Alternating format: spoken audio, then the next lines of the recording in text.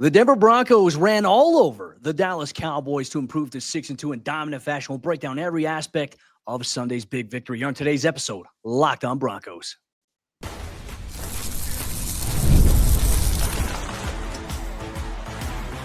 You are Locked On Broncos, your daily Denver Broncos podcast. Part of the Locked On Podcast Network, your team every day.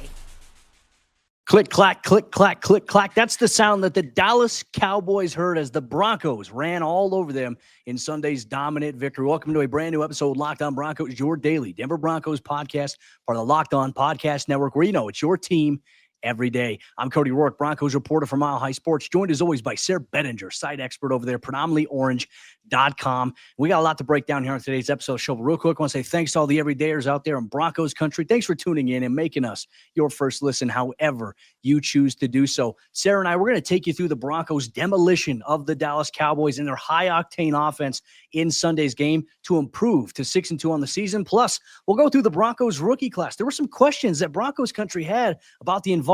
Sean Payton must have seen that because the Broncos heavily involved their top three picks in this year's NFL draft. And then we'll find out our game balls, including Bo Nix's 4-touchdown performance, Troy Franklin's big-time day as well. You get all that here on today's episode of the show, brought to you by our friends over there at Gametime. Download the Gametime app, create an account, use code LOCKEDONNFL for $20 off your first purchase.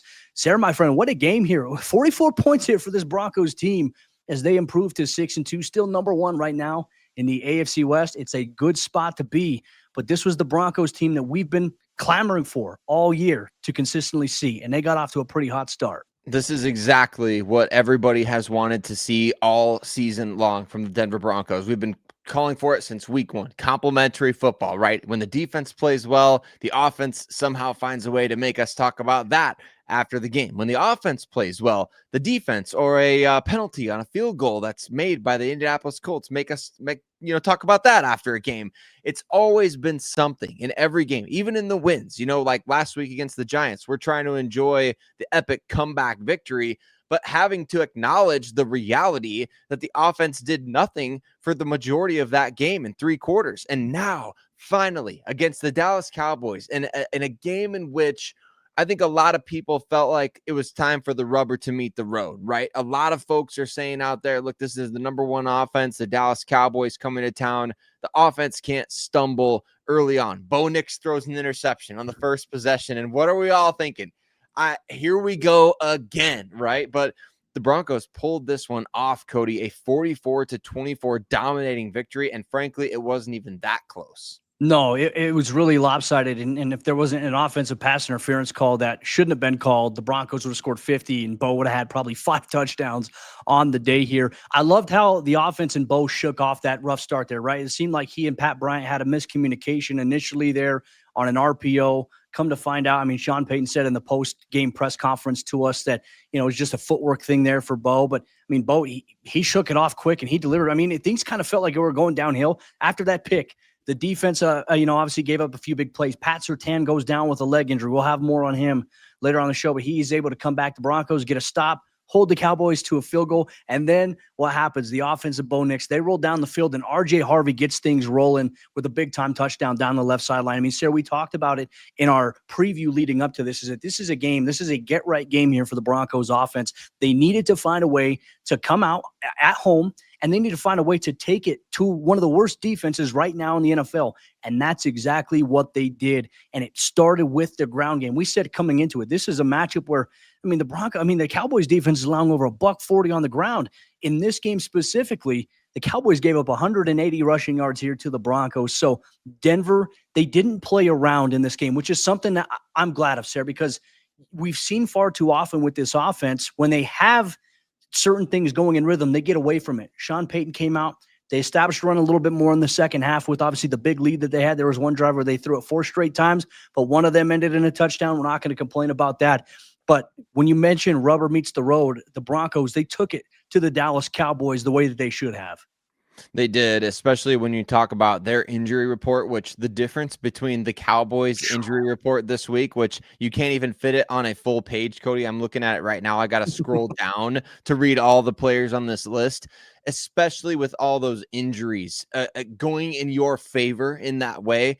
I mean, I think the Cowboys had young guys up off the practice squad for their secondary, and they had somebody in the middle of the game had to play safety who's normally a corner or something like that. I mean, it's the exact situation that you sit there and you say, hey, we have to, like, if I'm playing one-on-one against my son, he makes a shot at the beginning of the game that I'm playing, I'm like, all right, we're done. Like, you ain't scoring another point this game, right? I'm going to go ahead and dominate. That's what the Broncos offense did in this one. And it started in the trenches, which you and I talked about that all week leading up. It's like, impose your will, be aggressive, attack downfield, be the one that's dominating at the line, because the Cowboys don't have any. Did you notice? I don't know if you heard during the broadcast, Cody, because obviously you're at the stadium, but Tony Romo during the broadcast gave, I wish I would have taken a sip of something every single time he tried to take a dig at the Cowboys not having Micah Parsons anymore.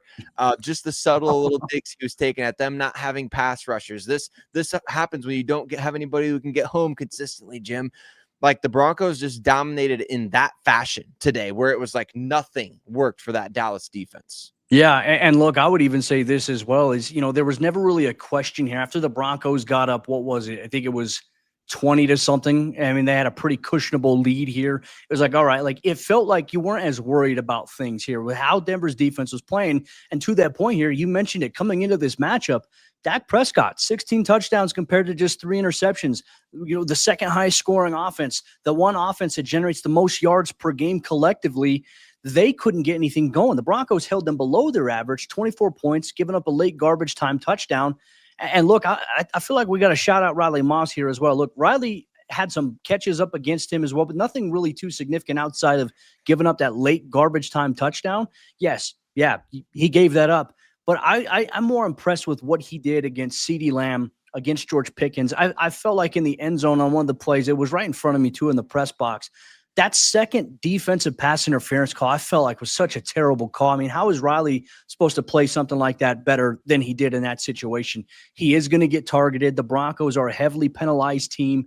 We understand that. But did CeeDee Lamb or did George Pickens score in this game where the Broncos lost Pat Surtain for the entire second half? Those guys didn't score at all. So I'm going to give a shout out to Riley. Here's what Riley had to say to us post-game in the locker room. In there late for Pat, for J-Mac, for our back end. We've gone against, probably 3 of the best receiving corps in the NFL in Philly and Cincinnati, and then now the Cowboys. And we've handled our business, and that's exciting for us.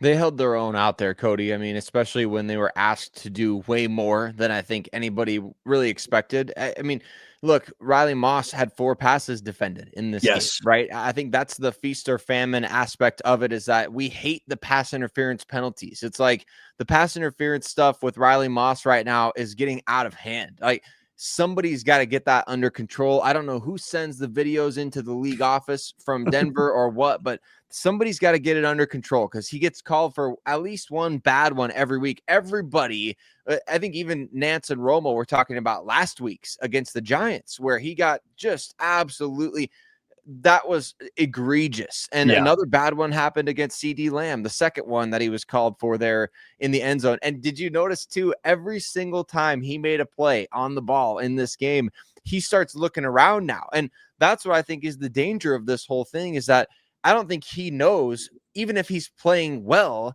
if he's doing it right. I think he plays confidently regardless, but that's the sucky thing. Is like, he can't do, his celebrations anymore. He's got to look around first and figure out if somebody threw a flag at him. The microscope is very unfair, I feel like, when it comes to Riley Moss, considering the volume, who he plays opposite against. And look, even in the second half, the Cowboys kind of went away from him to target Chris Abrams-Drain. We'll talk about him a little bit later on here in the show. But, overall, I feel like we definitely got to give Riley some praise here. The Broncos defense for being able to hold it down, because when Pat went down that first time and he had to get helped to the side, we were watching him. He was walking slow. I was like, wow, this whole game has just completely soured.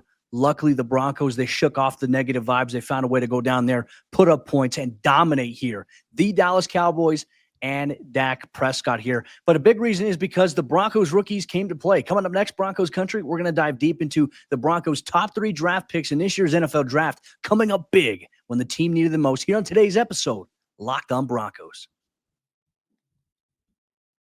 This episode of Locked On Broncos is brought to you by PrizePicks. You and I, we make decisions every day, but on PrizePicks, being right can get you paid. Don't miss any of the excitement this sports season, whether you're following the NFL, the NBA, or both. There's no better time to jump in on the action. If you haven't tried it yet, PrizePicks is the simplest way to play. Just pick more or less on at least 2 player stats, and if you get them right, you win. It takes less than 60 seconds to make your lineup, and you can play anywhere PrizePicks operates, including California, Texas, and Georgia. I've been using PrizePicks during both football Sundays and NBA tip-offs. It makes every game more exciting, and the new Stacks feature, it's a game changer. Plus, if one of your players leaves early with an injury, the injury reboot, it'll save your lineup from a loss. So download the PrizePicks app today and use code LOCKEDONNFL for $50 in lineups after you play your first $5 lineup. That's code LOCKEDONNFL for $50 in lineups after your first $5 lineup.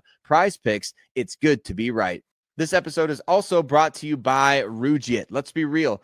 Making excuses doesn't solve anything. We've all heard them before, right? It's just stress. I'm tired, or it happens to everyone sometimes. But when it comes to performance, sometimes your body just needs a little extra support, and that's where Rugiet comes in. Rugiet.com offers fast-acting, doctor-prescribed treatments for ED designed to help you stop making excuses and start making moves. Rugiet makes it easy to get started. You just connect with a board-certified doctor, 100% online, no awkward waiting room, no in-person appointments, and if prescribed, your treatment ships discreetly straight to your door. The process, it's fast, simple, and private, and it's all handled by real doctors. It's all about confidence, connection, and getting back to the moments that matter. Visit rugiet.com/LockedOnNFL to get 15% off your first order. That's rugiet.com/LockedOnNFL. And don't forget to use our code LockedOnNFL so that they know that we sent you. Rugiet, stop making excuses and start making moves.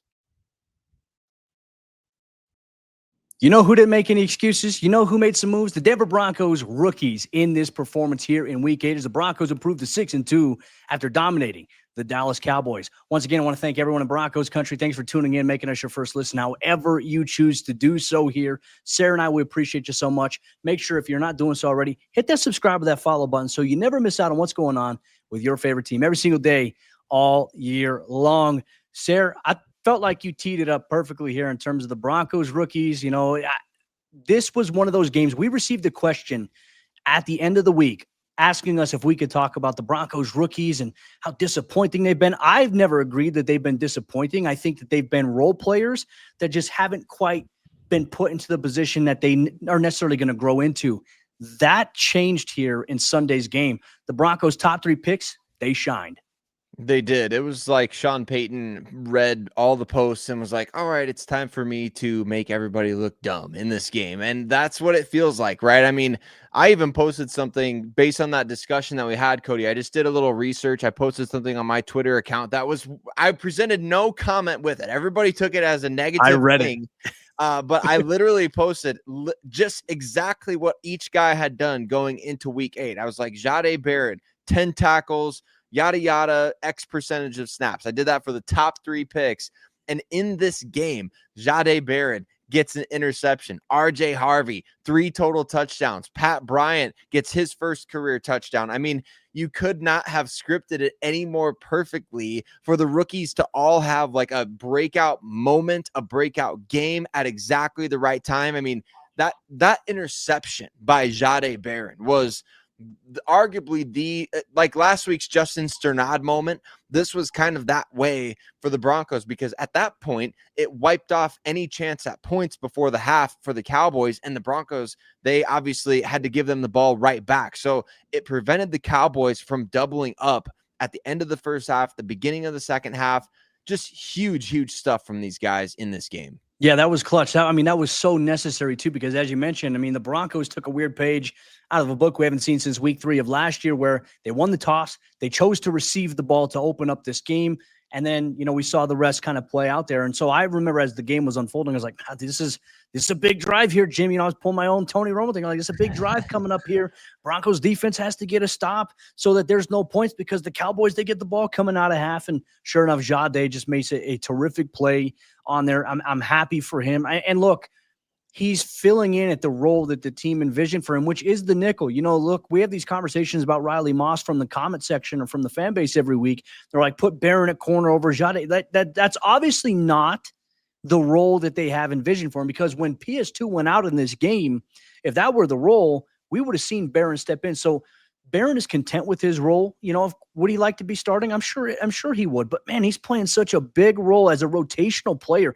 Sayre, we even said it coming into after the NFL draft. The Broncos didn't necessarily go out and draft starters. They drafted guys who can develop to be future starters, but can contribute probably right away as rookies.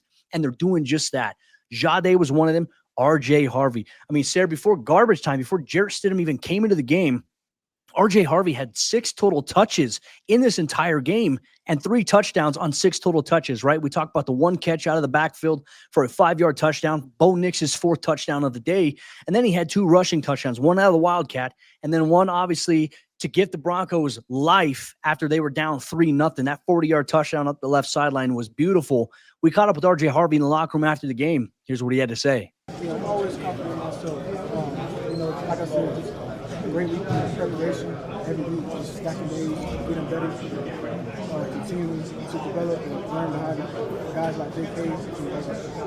The offense did a great job today. You know that Sean Payton loves RJ Harvey, Cody, because he took away an opportunity at a red zone touchdown pass from Bo Nix by putting RJ Harvey in the Wildcat formation there. But all kidding aside, I mean, just finding ways to get this guy the ball. And how big of a weapon has he become in the tight red zone as a pass catching option? Ironically, based on the statement that I just made, that's 2 straight weeks that he's had a clutch red zone touchdown. Well, I guess last week's was clutch. This week was kind of a little cherry on top. But right, he had two receiving touchdowns on virtually, similar plays there where he's coming in motion from left to right. And it's just an easy pitch and catch for a touchdown. And he's become such a weapon now. That home run ball, that is where he changes the whole dynamic of this Denver offense. When he is hitting the home run, that offense is you can flip the field in an instant. And I would love to see him get more touches, but look, I ain't going to be mad about 3 touchdowns on 6 touches up until, like you said, that last drive of the game. Perfect. That was efficient. That's what you want. Like, and look, if it's going to lead to the Broncos winning games, I think RJ are going to be okay with it. Hey, only 6 touches, but you know what? I had 3 touchdowns. Oh, I had 5 touches, but I had 2 touchdowns. If that is his role, perfect. That is great. The Broncos will be in a much better place, and they're playing up to their potential when they do just that. And, shout out to, J.K. Dobbins, who RJ even says a lot, like, he helps me so much behind the scenes. He's very good. We caught up with Broncos tight end Evan Ingram on National Tight Ends Day as well. He didn't have a touchdown on the day, but Evan Ingram had a lot of high praise here for the Broncos rookie class. No, days like this happen. They start getting some confidence and start playing true to themselves. Those guys have been working hard ever since they got here. And Coach believes in them, Bo believes in them, and they responded really well today. They made some big plays, and they're not going to forget today. And hopefully they gain some confidence today to have some more days like this in the future. What does Sean Payton always say? Confidence is born from demonstrated ability, right? So these guys did it now in a big spot where you had to have it. Not necessarily that you had to have it from the rookies, but I think those plays were there to be made, and these guys came through and made them. Like, let's talk about quickly, Cody, going into this game, how bad everyone in Broncos country was fearing this random, Loch Ness monster of a guy, Jake Ferguson, who led the NFL amongst tight ends in catches. I feel like Jake Ferguson was more myth than anything else after this game. 1 target, 0 catches, and who was covering him the majority of this game? I mean, look, that was arguably the game changer as well defensively over the long haul of this story, right? We talked about Riley Moss and the work that he did without Pat Surtain out there, CeeDee Lamb, George Pickens.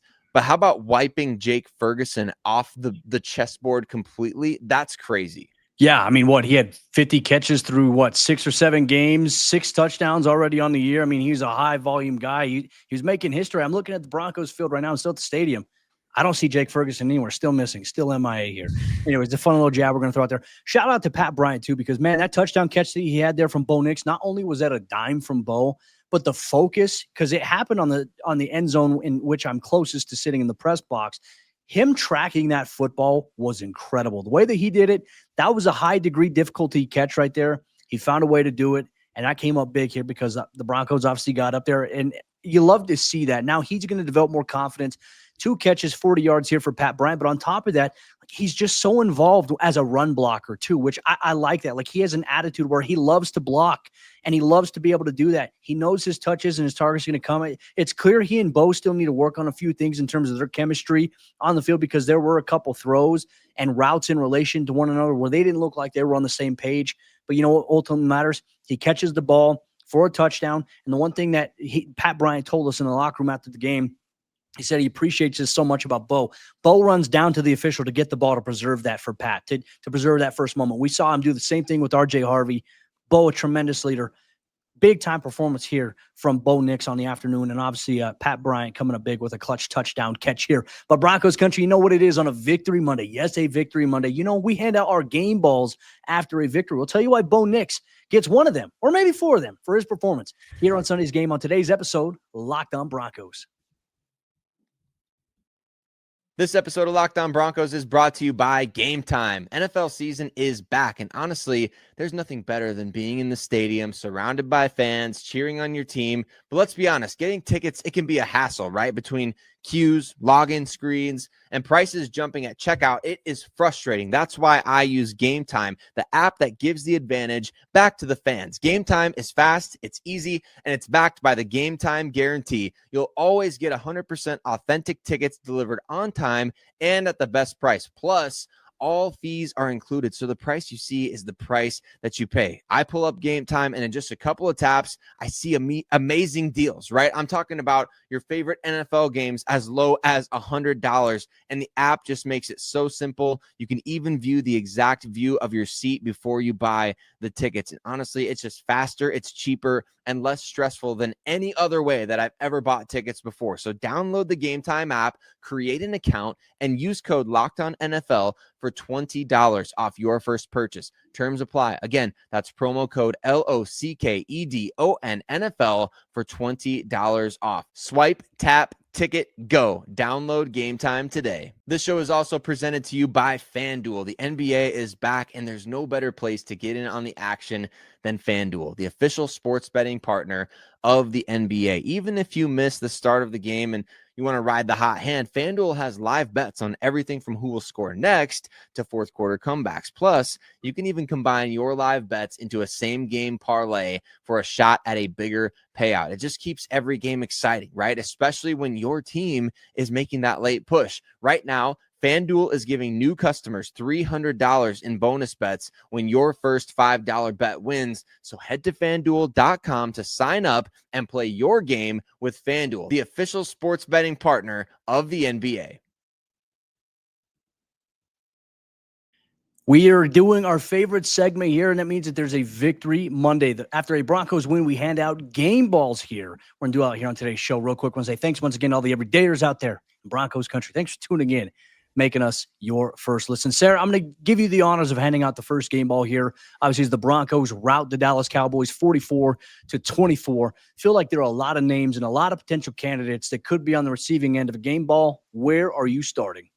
No doubt. Let's start with quarterback Bo Nix, because obviously started off the game a little shaky. Of course, he hasn't turned the ball over a ton this season, but threw an interception on that first drive. It was a really terrible throw, or like you mentioned in the previous segment, maybe a miscommunication with Pat Bryant. Either way, it was not good, and it gave the Dallas Cowboys an early extra possession. But man, did he bounce back from that in a big way. 4 touchdown passes in this game, and could have had a 5th easily, maybe even a 6th, right? Because obviously there was the 2 plays right there in succession where Adam Trautman gets called for offensive pass interference on a touchdown, taken off the board. The very next play, Bo Nix hits Courtland Sutton in the chest for what would have been a touchdown. Unfortunately, Courtland wasn't able to catch it. You had the touchdown to Pat Bryant, 2 to Troy Franklin, obviously 1 to R.J. Harvey. Really, really good stuff from Bo in this game, Cody. Looked like he just sort of locked in after that interception, which you hate to see that be the thing that locks you in,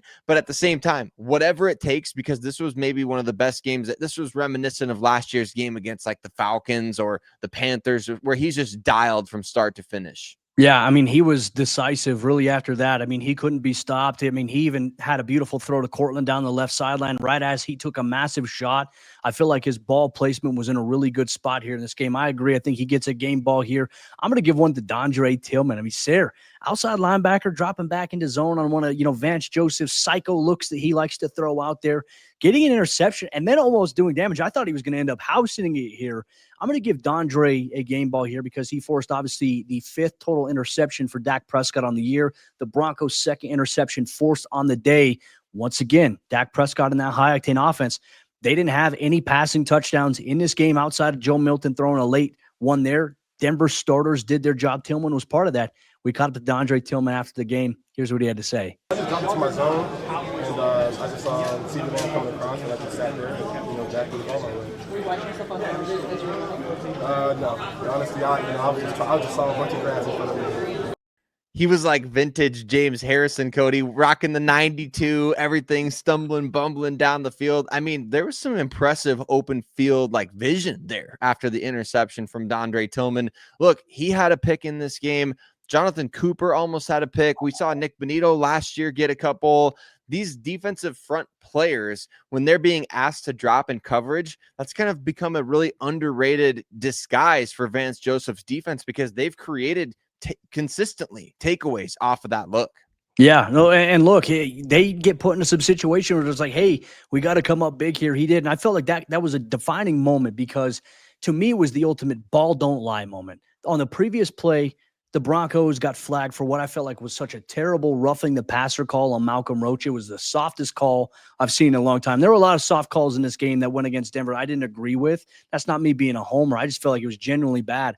The roughing the passer one was that, and I was like, wow, just a terrible thing just to give the Cowboys some momentum.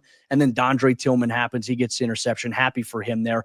I'm going to go with another one here, though, Sayre. I'm going to give one to Troy Franklin. 2 touchdowns in this game. There were some moments they're trying to set up this one play. I can't describe exactly what it is. I know exactly what it is, but I can't tell everybody what it is. But they're trying to set it up, and I imagine if they get a certain look next week, they might do that against the Houston Texans. We're also coming off of obviously a big win for them over the 49ers. That's going to be Denver's opponent this week. Very, very tough. But I felt like that was something we saw Troy Franklin, that Bo Nix, Oregon Ducks connection continuing to thrive. And the way that we saw them utilized, I like that it wasn't just the downfield stuff to Troy. I like that it was the crossing stuff. 2 tutties on the day here for Troy Franklin. That's obviously big there. I'm going to give him one.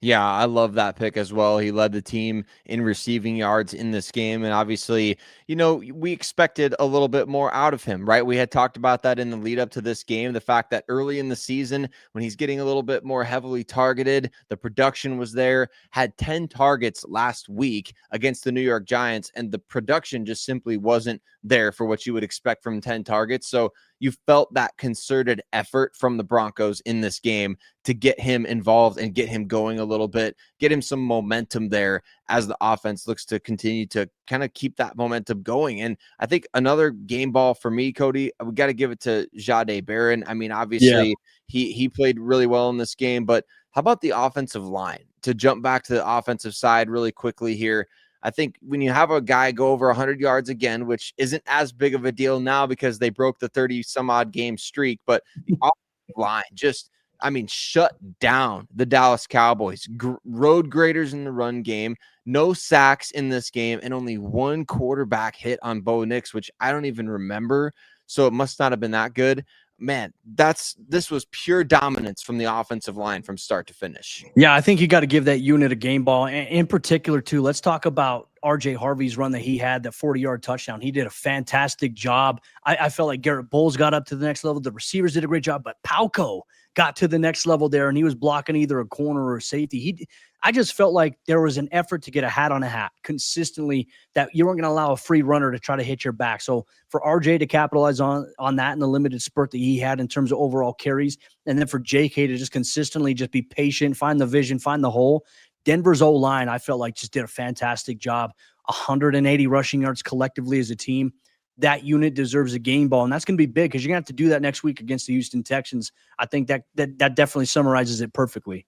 Yeah, definitely. When you look at what this offensive line has been putting together, even without Ben Powers, it's really impressive. We've seen two of the most impressively designed run plays each of the last 2 weeks, right? When you talk about Bo Nix's run last week, and then we talked about in the lead up to this game as well, the takeover drives from J.K. Dobbins. I think he's got to get a game ball as well, Cody, going for over 100 yards on the ground and just showing outstanding vision, burst, tackle breaking ability. I mean, he was out there just doing exactly what the Broncos signed him to do. I even got a text from my dad during the game, like, when can the Broncos re-sign J.K. Dobbins? I'm like, they could do that anytime they want to. He's proved that he should get another shot in Denver at this point. 100% agree here. In Broncos Country, if we missed anybody, make sure you drop your game balls in. Let us know who you're giving a game ball to from the Broncos demolition of the Dallas Cowboys here at Empower Field, Mile High. Broncos #1 right now in the AFC West, 6-2 record, and a chance to build on that in a tough AFC matchup coming up this week. We'll have you covered every step of the way here. But Broncos Country, we are going to have you covered tomorrow. We're going to give you insight into the Pat Surtain injury, Marvin Mims and concussion protocol. What does this mean for the Broncos if they are down two of their best weapons on both sides of the ball? We'll go through all that and much more on tomorrow's episode of the show.